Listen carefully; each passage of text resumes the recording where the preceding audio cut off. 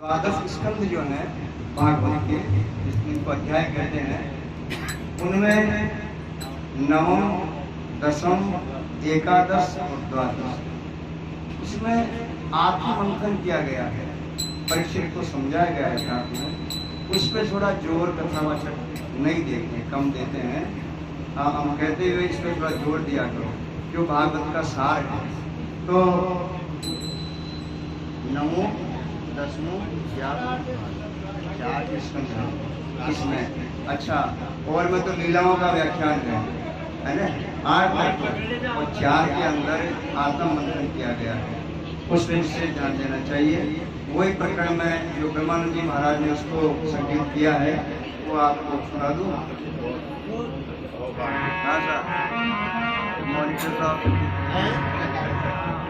महाराज मस्त हो जाए, सब आनंद की प्राप्ति, अमृत की जय।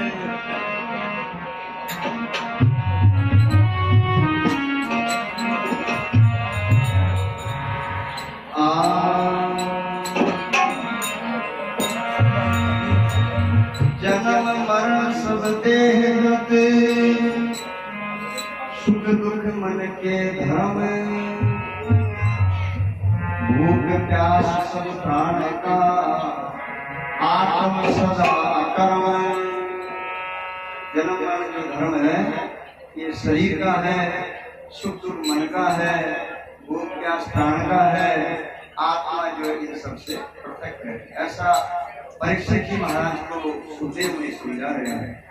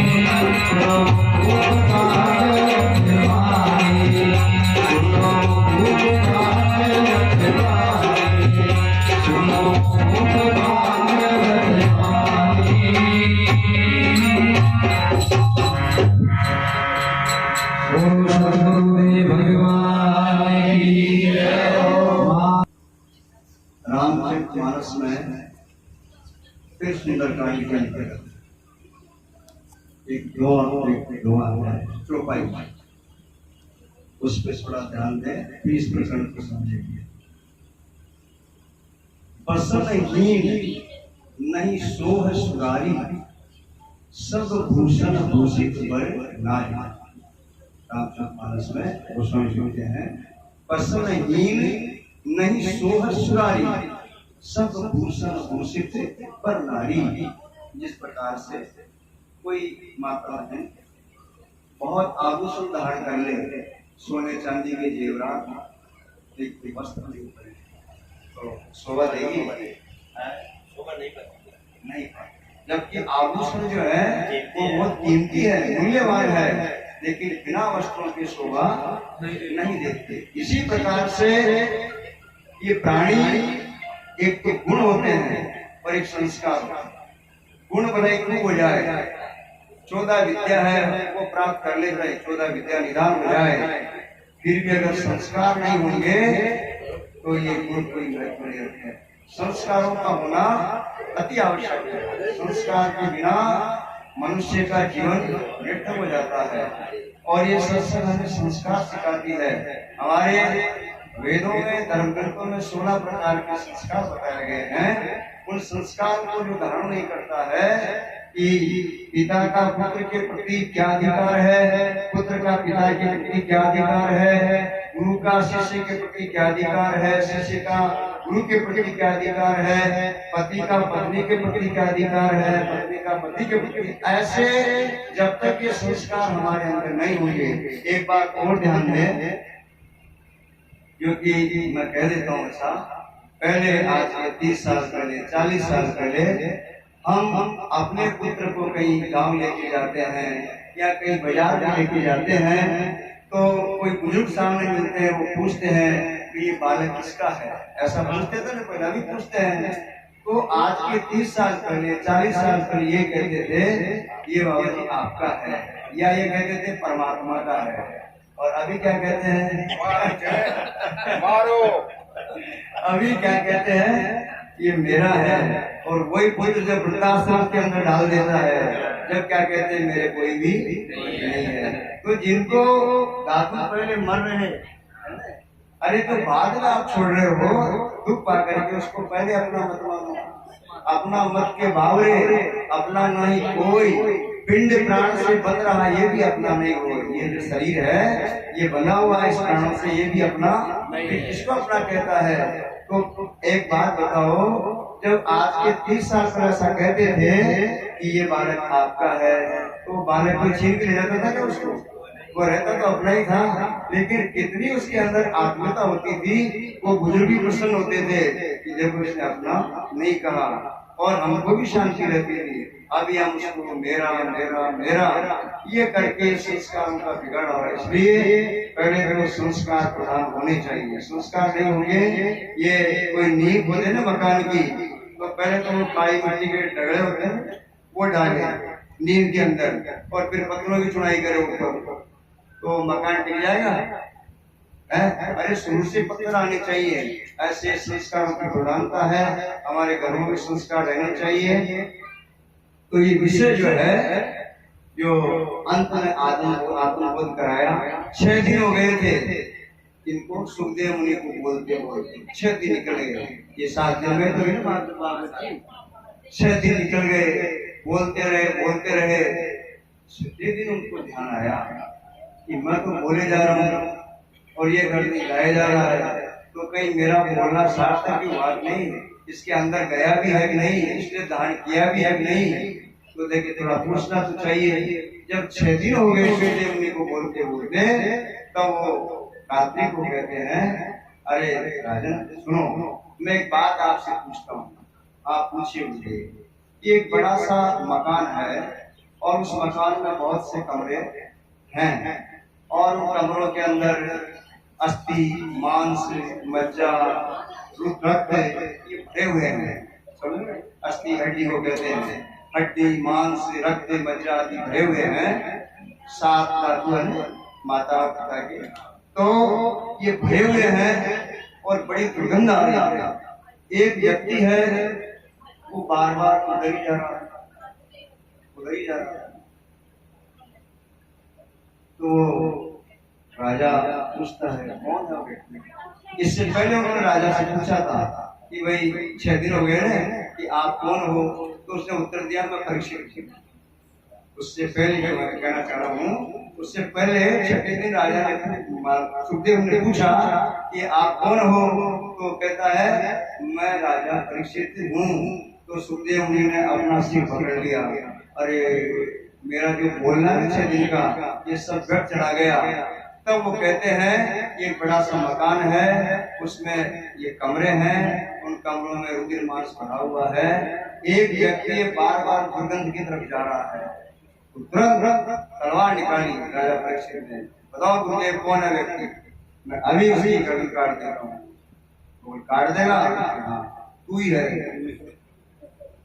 परीक्षित को कहते हैं तू ही है। मैं? अरे 6 दिन हो गए मुझे चिल्लाते और तू फिर कह रहा है मैं राजा परीक्षित। अब ये ध्यास तेरा छूटा ही नहीं है। अरे तू राजा परीक्षित है क्या? ये शरीर है राजा परीक्षित थोड़ा ही है। तो फिर उसको सुधी आई और जब सुधी आई उसमें उन्होंने ये वाक्य प्रयोग किए। क्या बताया सुखदेव मुनि ने? सुख दुख और जीना मरना सब अपना करना भरना, नहीं होत आत्म की हानि। ये सुख दुख जीवन मरण सब एक ब्रह्म में जानी। अर्थात चीटी से लेकर के ब्रह्मा तक 84 आज्ञा जितनी दिख रही है उसमें आत्म स्वरूप सब के अंदर एक है। शरीरों का भेद है, आत्मा का भेद नहीं है। शरीर का नाश होता है, आत्मा सदा अविनाशी रहती है। विनाशी का विनाश होता है, अविनाशी का कभी भी नाश नहीं होता है। ये आत्म अमर सुख राशि क्षण भंगुर देह विनाशी ब्रह्मानंद छोड़ अभिमानी। ये जो अनात्मा का शरीर मन बुद्धि का जो अभिमान किए हुए है इसको दूर कर हटा तत्काल ही राजा परीक्षित इसमें स्थित हुए और कहे कि अब 1000 तक्षक भी आ जाएंगे। वो सब का तो डर था डसने का। अब 1000 भी तक्षक आ जाएंगे तो मेरा कुछ भी नहीं बिगाड़ सकते हैं। वो डसेंगे तो शरीर को डसेंगे, मुझे नहीं डर सकते। इतना कहते ही सुखदेव मुनि धन्य हुए कि अब ये पारिणत हो चुका है। तो ठीक भागवत का जो सार है वह भी यही है कि आप अपने आत्म स्वरूप में स्थित हो जाइए। एक छोटा सा दृष्टांत क्या करके दिया आपको। एक हमारे रमण महर्षि हुए भारतवर्ष के अंदर रमण महर्षि हुए। वो बड़े ही उच्च पराकाष्ठा के और हंस बुद्धि के महापुरुष हुए। वो आत्म कथन सदैव करते थे। उनके प्रवचन सुनने के लिए बहुत अच्छे जिज्ञासु जाया करते थे। रोज वो आत्म कथन करते, सत्संग करते। ऐसे करते करते बहुत समय व्यतीत हो गया। एक बार क्या होता है कि उनके हाथ के फोड़ा हो गया हाथ और वो फोड़ा धीरे धीरे बढ़ने लगा। हाथ के सूजन आगे बहुत लगा, लेकिन वो आनंद के साथ में रोज प्रवचन करते। एक माताजी रोज उनके प्रवचन सुनने जाती थी। जब वो बार बार उनके उस हाथ को देखती तो उसको बड़ा दुख होता, पीड़ा होती कि महाराज जी इतने धारापुरा बोलते हैं लेकिन शरीर की तरफ ध्यान नहीं है। ये जो इतना बड़ा रोग बढ़ रहा है ये इनके शरीर को नष्ट भी कर सकता है। तो मैं इनसे प्रार्थना करूं कि ये इस रोग की निवृत्ति करे, या ये इतने सामर्थ्यशाली हैं, इनके अंदर इतनी योग क्रिया है, इस रोग को मेरे शरीर में भेज दे। तो मेरा शरीर तो अगर मर भी जावे, नष्ट हो जावे तो कोई बात नहीं है, लेकिन इनका जो शरीर है ये अधिक दिन तक रहेगा तो लोगों का आत्म कल्याण होगा। ऐसा सोच करके वो रात्रि में गई और हाथ जोड़ करके कहती है कि महाराज जी मैं कुछ प्रार्थना करने आई नहीं। हाँ बोली दीदी क्या बात है? बोले महाराज ये जो फोड़ा हो रहा आपके ये निरंतर बढ़ता जा रहा है और इतनी पीड़ा हो रही है, ये पीड़ा हमको सहन नहीं होती। बोलो क्या बात है? बोले आप इतने सामर्थ्यशाली हैं, आपके अंदर योग की पराकाष्ठा है, इस रोग को आप मेरे शरीर में देख लीजिए। तो मेरा शरीर तो नष्ट हो जाए तो कोई बात नहीं है, इससे किसी को लाभ भी नहीं होता है, लेकिन आपका शरीर अभी रहना अनिवार्य है। इतना कहते रमण महर्षि क्या उत्तर देते हैं? माता जी मैं जो कुछ हूँ उसको ध्यान से सुनो। देखो जो आत्मनिष्ठ महापुरुष होते हैं वो क्या कहते हैं कि हम जो भोजन करते हैं जिस पात्र के अंदर जो पात्र होती है ना उसमें भोजन करते हैं और भोजन करके उस पात्र का क्या करते हैं तो वो कहते हैं फेंक देते महाराज जी, ये तो सब जानते हैं। अच्छा बताओ कि भोजन करने के बाद में और उस पात्र को लिए फिर अपने घर ले जावे, गाँव जाओ तो गाँव ले जावे तो उसको क्या कहेंगे? महाराज वो तो माँ माँ कहते। अरे जो झूठी पात्र है जो झूठी हो चुकी उसको तो फेंकने में ही फायदा है, उसको लिए कब तक फिरेंगे? तो ठीक ठीक आप जो कह रही हैं ये भी पात्र है। ये जो दिख रहा है ना जो मुझे भोजन प्राप्त करना था वो कर लिया मैंने, अब मुझे इस पात्र की आवश्यकता नहीं है। इतना कह करके और शिवो हम बोल करके उसी समय शरीर त्याग देते। ये महापुरुषों की शैली होती है। हमारी भी निष्ठा होनी चाहिए, सुख में, दुख में, हानि में, लाभ में, यश में, अपयश में अपनी निष्ठा को, ये खाली बोलने से कुछ नहीं होगा। मैं मेरे जैसे बहुत बोल लेंगे, मैं खूब बोल लेता हूँ, लेकिन हम कसौटी में कितना खराब कर रहे हैं, धारण कितना हो रहा है, वो गा रहे हैं, बजा रहे हैं, प्रवचन कर रहे हैं, हम भी नहीं मोटे मोटे गद्दों में हमको बैठा देते हो बेटा करके, हम भी खूब बोल रहे हैं, लेकिन धारणा कितनी हो रही है, हम उस पर डट गिर दे रहे हैं। बस इस पे ध्यान देना है। तो ये महापुरुषों का जो सत्संग है ये मनोरंजन नहीं है, इससे आत्मकल्याण होता है, ब्रह्मबोध होता है। तो आप हम सभी उन महापुरुषों का जो उपदेश है उसको धारण करें, अपने व्यवहार में आचरण उतारें और सबके अंदर वही ब्रह्म भाव अपनावें। बोलो सच्चिदानंद भगवान की जय।